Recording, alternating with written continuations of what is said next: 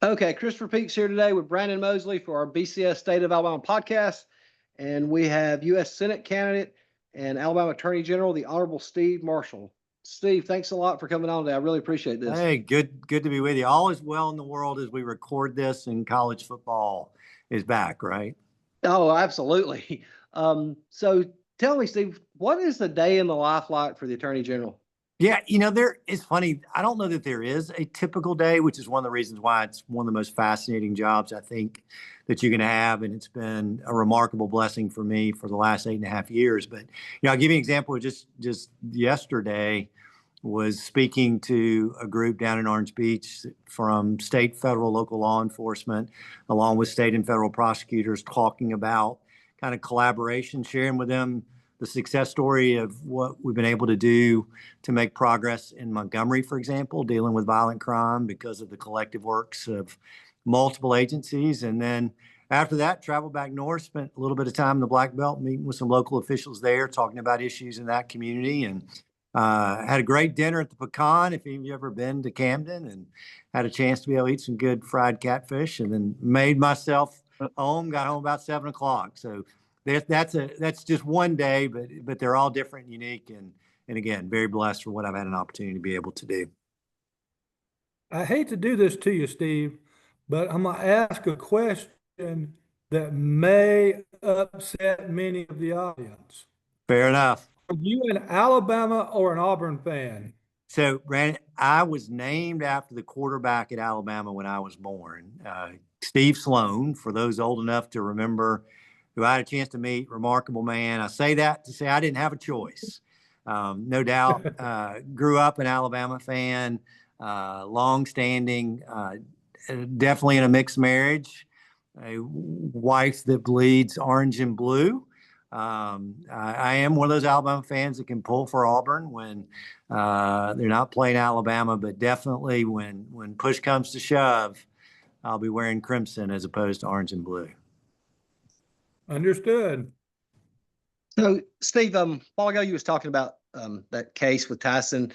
Is there like a signature case or one case that's most important to you that you handle as your time as AG? I think maybe the most impactful, particularly just on the civil side, was the opioid cases in which we've been able to recover. Now it's almost $750 million for the state of Alabama. And I think I've been pretty transparent. That case was personal to me, partly as a result of what I saw as a prosecutor, but also even struggles that family members had with regard to opioids. And so the fact that we were able to deliver that is something that I'll always remember. We could do a whole podcast just on the dynamics that took place around that, because what's interesting is that not only were you sort of dealing with the defendants in a typical civil case and recovery, but you were also battling the question of, if money was brought into the collective states, how you allocated that money among the states. And I didn't feel like Alabama was treated fairly in some of those settlements, so we went it alone and ended up, we benefited from that significantly, not only in the increased dollars that we were able to get, but also the reduced amount of time that money was coming in. But also then we had the discussion of how we would handle that distribution of money, even in Alabama, between the state, cities, and counties, and then how it is that we would encourage folks to be able to use it. But I think when I look back on my tenure as Attorney General, that will be the big picture case I'll remember most. But conversely, I've been a prosecutor now for, almost 30 years, and maybe the first Attorney General in a long time to actually try a criminal case. And a couple of years ago, I went down to Ozark. It was a 24-year-old cold case murder with two 17-year-old girls that were shot and killed, found in the trunk of a car. One of them was raped. And I went down along with a local prosecutor at Massey and Jimmy Thomas from my office, and were able to try that case to a conviction. And so was a special privilege to be able to be a voice for J.B. Beasley and Tracy Hallett, who were the two victims, and for their families. And, really appreciate the fact that I had a chance as Attorney General to get back in front of a jury and to be able to argue for that conviction. But those two will live with me. But hey, we've had a lot of significant things that have come during my tenure, some of which I did not expect at all, that as Attorney General that that I would be a part of. And I'll take, the work that we've done around, what was a very aggressive transgender agenda of the Biden administration. I mean, we fully are litigating the question of who's a boy and who's a girl. And many of the Title IX actions, in the work that we did around gender-affirming care, and to be able to expose that fraud for what it was. So a lot of things that we've been able to do that have been very exciting. As Attorney General, I mean, you don't get to legislate and decide what the legislature passes or doesn't pass. But as the Attorney General, it's your responsibility to defend whatever laws our legislature decides and the governor signs, puts on the books. The legislature really sent you a hot potato when they decided to pass a bill protecting children from transgender surgeries and experimental hormone treatments and puberty blockers. What was your reaction when all of a sudden that passed and immediately you're at war with the Biden administration, who's trying to, and various LGBTQ plus groups, to try to keep that law from going into effect? Yeah, it was game on, and we said we're ready for the fight. And it's interesting, Brandon, that obviously that sort of issue came full circle with this committee case most recently in the United States Supreme Court, where they weighed in and validated now the 26 states that passed that law. But when Alabama passed it, if you recall, we were only the third state. Arkansas had been the initial state to be able to do it. And I don't remember who was second, but we were right there behind them. I give an awful lot of credit to now Secretary Allen for helping lead that charge in the legislature. And I do think that Alabama was on the cutting edge of being able to protect kids from something that we now know has been experimental treatment, not only in the United States, but around the world. And so what is interesting about that litigation is that early on, not only Alabama, but in other states, we were losing these fights because the left was able to come in along with the Biden administration to be able to tell even good conservative judges like we had in Judge Burke here in Alabama that, Judge, there's this organization called WPATH, which has established standards of care to be able to deal with gender dysphoria. And they say that testosterone for girls is an appropriate way to address this mental health issue, that boys taking puberty blockers is an appropriate way to deal with it. And even WPATH would have allowed for surgeries so that scalpels to kids' bodies to be able to change their body was a way to be able to address this particular question. And we had advocates who were able to come down and try to tell the judge that this was the right way to approach it. And initially, these cases were getting enjoined because judges weren't sure of really what was going on. And this is one, again, y'all asked me about significant cases. This will be the one where I think Alabama made the most difference across the country, is that unlike some other states, we said we're going to dive in head first and we're going to get into the underbelly of what was going on here. What was at least known to us at the time was the fact that Europe, which is where this really began, was pulling away from this because they began to see that the research didn't support what the advocates were saying were the positive results that were occurring from what they were doing to kids.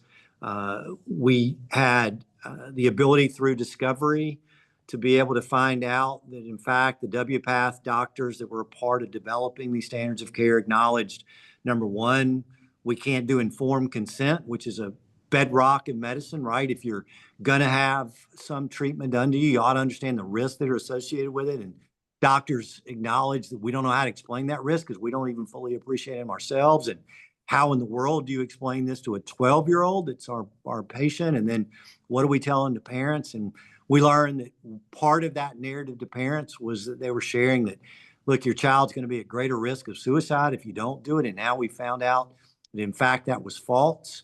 And then we were able to see where the Biden administration, specifically through Rachel Levine, was attempting to intervene with WPATH, which should be immune from outside influences and should be focused on what the science is telling them.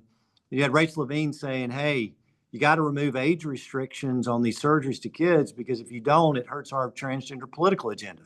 Absolutely insane effort by the Biden administration for political reasons, to allow kids to be subject to this cruelty. And so was glad to be able to have the opportunity for Alabama to really expose this medical, legal, and ethical fraud that maybe we haven't seen in an awful long time in the medical community.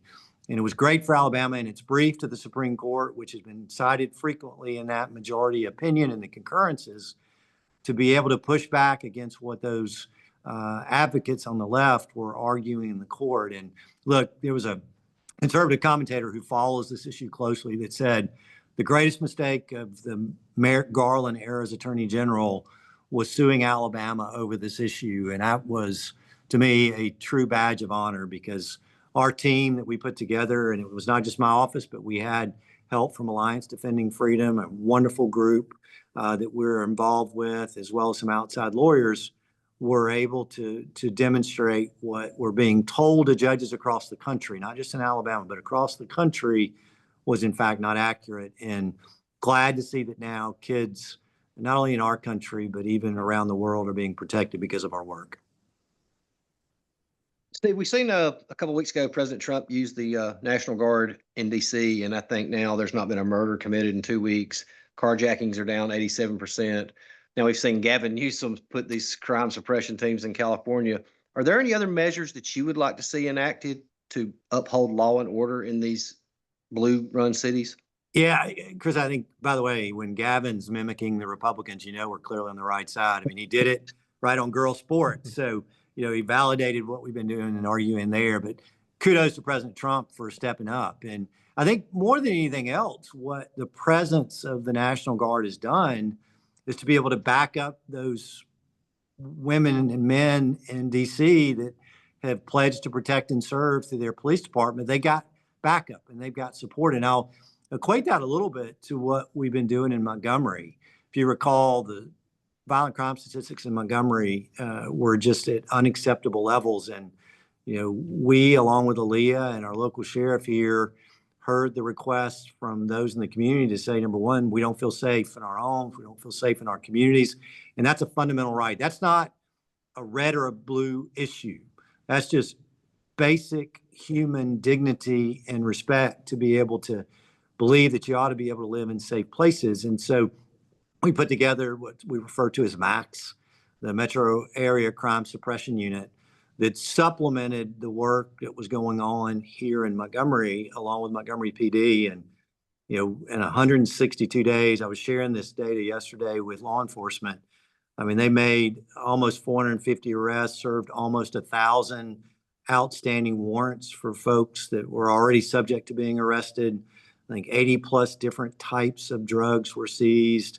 Lots of illegal drugs and Glock switches taken off the streets, and I think lives were saved. And one of the things that struck me, and the reason I tell you that story, is that a Montgomery police officer stopped me when I was at a convenience store getting some gas, and he was sharing with me the story that one of the things that pleased him the most was that he was on a stop, and it was during the middle of the night, and he turned around and he had backup. And it was backup from the members of that MAX unit that were there to be able to support him. And I would guarantee you that if you were to talk to some of those police officers in Washington, D.C., they would tell you the same thing, that it matters to be able to make that community safe, and the data is already bearing it out. But beyond that, you're seeing a whole lot of cities right now that are suffering the legacy of the defund the police narrative. They plummeted in the number of law enforcement officers that were on their streets. Many of them likewise had Soros-funded prosecutors who were engaged more in social work than they were accountability for violent crime and property crimes.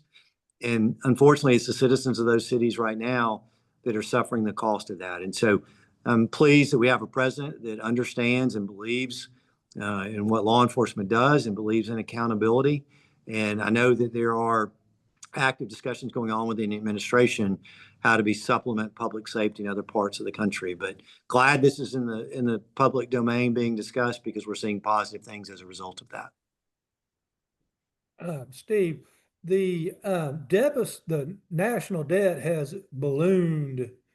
A lot of that, was COVID, and then we had some spending by President Biden that might have been questionable.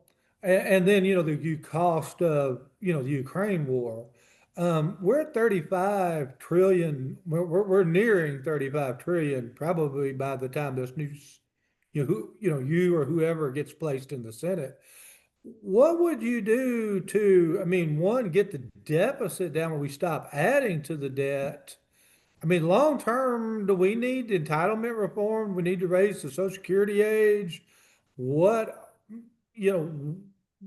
what's the issue here? Yeah, Brad, I thought you were very gracious in your description of the monetary policy and fiscal policy of the Biden administration, because there's no doubt that their COVID spending not only allowed for, significant increases that we endured through the rise of inflation, but the impact on the pocketbooks of hardworking Alabamians and hardworking Americans. And I do think that getting this nation's fiscal house in order is priority number one, not only because of what we need to do to preserve the legacy of this country for our grandchildren, great grandchildren, and beyond, but it's a national security issue, right? When you see, I think almost 25% of our national debt is held by foreign countries, what leverage that gives them when adversaries like China, for example, may try to dump a lot of those securities and impact our economy or leverage it to try to gain some advantage with regard to their markets and their economy. So it's absolutely something that we need to do. And it's one of the things that people don't necessarily probably appreciate some of the things that we've done while I've been in AG, but part of that's been defending this concept of federalism, to be able to remind the federal government that it has limited powers and states are really the place to be able to exercise plenary authority and police powers over its citizens. And I tell you that only because I think we have to get back to this idea of what is the limited role of the federal government. Obviously, national security, foreign affairs, we're doing that, immigration, and what's going on to make sure that we have a secure border and a strong immigration policy. But our founders, and look, we're coming up on the 250th anniversary of the Declaration of Independence, and maybe it's a great time to go back and investigate again, what do we believe the federal government should do, and then how it is that we fund the programs that are a part of those core services. I absolutely support what President Trump's trying to do to remove the Department of Education. Let's make sure that we're diving in through Congress and executive action to figure out agencies that are unnecessary or that need to be reduced. I think it's one of the values that I bring through my candidacy as a senator, to be able to allow the Senate to exercise its authority, not just to investigate crime, but to truly dive into the bureaucracy that is DC and certain agency action to figure out, do we have duplication? Do we have waste? Do we have fraud in the system that we can somehow or another try to deal with? And so I think within the idea of dealing with our deficit is to truly evaluate what agencies we need and what are they doing, and are we doing it efficiently? And then look, we have to deal with the entitlement programs. We got to decide how it is that we're going to preserve the promises that we've made to Americans that are a part of these systems, but also preserve the ability for these to have value in the future. And that's going to be some hard decisions that have to be made. And there's an awful lot of work that's got to be done. But if the people of Alabama grace me with the opportunity to be able to go to DC, that's going to be one of the issues that we have to tackle head on. And look, getting back to pre-COVID spending right now would be a huge step in the right direction. Steve, we've seen that finally that the Supreme Court overturned Roe v. Wade finally and sent it back to the states. But, with people thinking they can go to another state. You're breaking up on us, Christopher. Sorry. Yeah, sorry, the phone. Can you hear me now? I can. Yes. And my microphone back off? Yes. Okay. Yeah, so people, think they can go to another state and have an abortion, not realize, you can still be prosecuted under their state. Would you support a federal ban on abortion? Yeah, I think that's because it's a great question. We talked about this concept of federalism before. If you look, for example, to the Dobbs decision, the way that we were able to reverse Roe versus Wade is Justice Alito wrote very specifically about the role of states in dealing with healthcare policies and healthcare issues. Frankly, it's the same argument that we made during the COVID crisis and the vaccine requirements, to be able to say, this isn't the federal government get to decide the vaccine regimes of the respective states. That ought to be Alabama making that decision, not the federal government. And so to the extent that you weigh in with a federal ban, then I think that implicates that area. if you're trying to argue it's the federal nexus to be able to make that decision, I think it mitigates against the very arguments that we've made to try to preserve the ability of Alabama, for example, to be able to make that decision for itself. And so, I think we'd clearly be able to look, I am a pro-life candidate. We have made sure that Alabama was the first state following the Dobbs decision to be able to enforce our law and to remove the injunction that Judge Thompson created. But I think we have to be very careful when we try to federalize those decisions because they can not only, in some ways right now, potentially be in our favor, but also could directly impact the ability of Alabama to chart the course for itself. Steve, you're running for Senate, which, has national and international, affairs as a component of it. Our number one threat, in the world to U.S. power is China. And we're trying to put resources in place, God forbid, to fight a war in the Pacific, but better yet, to deter a war in, Asia and the Pacific. But Russia keeps, Russia invaded Ukraine. Hopefully that war will be over with by the time you're sworn in. The threat of does Europe need to step up and provide more for their defense so that we could be better positioned, to deter China, which is it's difficult for us to do both at the same time unless we get substantial help. Yeah, look, you can only be stretched so thin, right? And I think it's been the beauty of the Trump presidency to remind the world that it's not up to us to solve all problems. And look, when we basically self-funded NATO for years, and President Trump was able to get the European nations to step up and do their part, obviously that was a significant help in us being able to defend other countries that are subject to protection through that particular agreement. But yeah, I think other nations got to quit looking at the United States to be able to be the funder and defender of safety around the world. And look, we've gone way too far with regard to the amount of money that we spend in Ukraine. We continue to see how many resources have been misused that were sent there, supposedly to be able to defend that country against what's going on with Russia.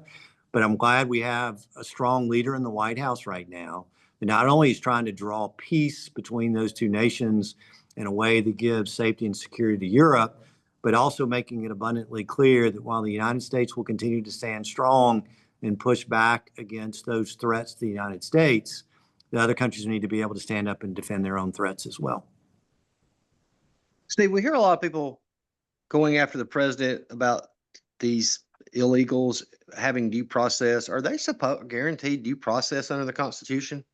There's due process protections that exist in certain categories and others that aren't. And Chris, the thing that we're struggling with is the people that are here, some are here through grants of a short-term stay from the Biden administration that otherwise were clearly in violation of what was federal law. So they would have some protections that would be granted them because they, in fact, came through these parole programs that were in some ways created out of thin air. But then there are others that just came into this country unlawfully that otherwise have committed crimes when they're here, for which the due process protections don't exist in the same way. And so, look, there's no one situation that qualifies everyone under that umbrella. And what I have trust in is my good friend Pam Bondi, who is leading the Department of Justice, to make sure that not only we're providing what lawfully we're required to do, but also not granting additional protection that otherwise don't exist. When President Reagan was elected, he vowed to build a 600-ship Navy. And, he accomplished that. Currently, we're trying to build our Navy up to about 400 ships, but we only have about 280. And of those, there's probably only about 210 that are operational on any given day. We're having a real trouble getting our ship. I guess we so dismantled our shipbuilding infrastructure that the industry is struggling to get submarines out. The littoral combat ships they built were problematic at best, and the Navy's retiring of them a lot, early. you know, the new frigate class is way behind schedule. What do we do? Because China now is the largest navy, not in the world, not us.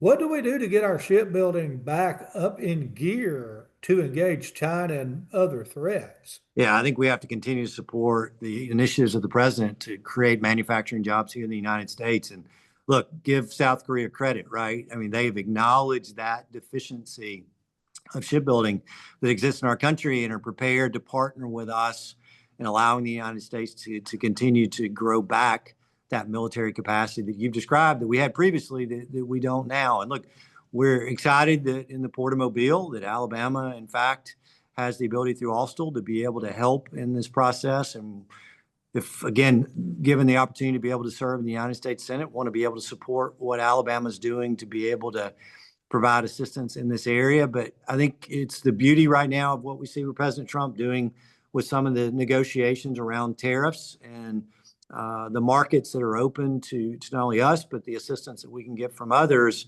in creating those financial relationships and partnerships with our allies that inure to the benefit of both. And so I do think that the discussions ongoing with South Korea right now will be fruitful and be helpful, and have absolute faith in this administration in making sure that they're protecting those interests. Steve, talking about jobs, are you concerned that AI is fixing to make everybody unemployed? Because it seems like they're going to take a lot of jobs out. Is there a way to circumvent that loss? Hey, Chris, it's just going to eliminate the lawyers, right? And who cares about the lawyers? But no, I mean, look, it's a new world, and I do think, you know, and there's lots of it. Let me just back up a second. You know, if we don't have sound energy policy, we're not going to have sufficient growth where the United States can stay the leader in AI, which we desperately need to be able to do, and particularly in competition with China. And so, you know, there's no doubt that there are lots of tentacles policy-wise that relate to AI itself. But yeah, I think we're all in that learning curve. There's no doubt that AI can accomplish the role or help minimize the need for some people in certain roles to be able to do jobs. But look, I can tell you one thing it's not going to do. It's not going to eliminate the person that can fix my plumbing, that can do my electrical work, that can do the welding, that can do kind of the jobs that our craftsmen and tradesmen have done for years and years. And then just as we've done in the growth of our economy over the course of our country's history, we'll adapt and then we'll accommodate what that means. And so there's no doubt that there are people a lot smarter than me that are kind of figuring out what that next economy is going to look like. But I think we have to embrace what AI can do for us on the efficiency side of the house, and then figure out how it is that we continue to be a leader, not only in this area, but use AI to enhance our capabilities and others in which America is truly a leader of the economy around the world. Steve, that's about all I have. Is there something you'd like to add before we go? Well, do I need to say roll tide, Brandon? Because I mean, it is that weekend. My wife would want to say War Eagle, but no, guys, Yeah, thanks. we got the Auburn hat here. There we go. She'll be pleased. But no, appreciate this. Look, you know, we're, gosh, what, 8 weeks into a campaign, and I think we have been to every tip of the state of Alabama already, and excited about kind of where we are. Polling is started off good. It just means we started in a good spot. There are formidable candidates that are out there running, and Alabama's going to have an opportunity to develop a vision for what it wants from its next senator, and hoping that that we can share what not only they've seen from me as Attorney General, as somebody that's been able to take on the tough issues and to get the really good results for the state, but they see that we're willing to fight for the principles that mean something to the people of Alabama, and we'll give the people of Alabama an opportunity to be able to do that now in the United States Senate. Steve, thank you so much. Thank you, gentlemen. Thank you, Steve.